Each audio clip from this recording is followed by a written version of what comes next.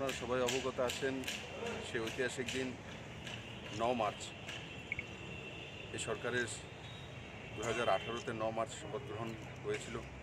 Assam rifle ময়দানে। আর সেই 3 বছর পূর্তি উপলক্ষে মাননীয় প্রধানমন্ত্রীজি ভার্চুয়াল র্যালিতে ভাগ নেবেন এবং সমস্ত মন্ত্রী পরিষদ, সমস্ত এমএলএগণ, সমস্ত নির্বাচিত প্রতিনিধিগণ এবং ত্রিপুরা বিভিন্ন প্রান্ত থেকে জনতা এখানে পৌঁছবে এবং মাননীয় প্রধানমন্ত্রীজি 3 বছর পূর্তি উপলক্ষে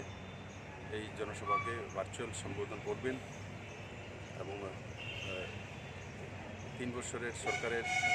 যেই কাজকর্মগুলো রয়েছে সেগুলো ত্রিপুরার জনতার সামনে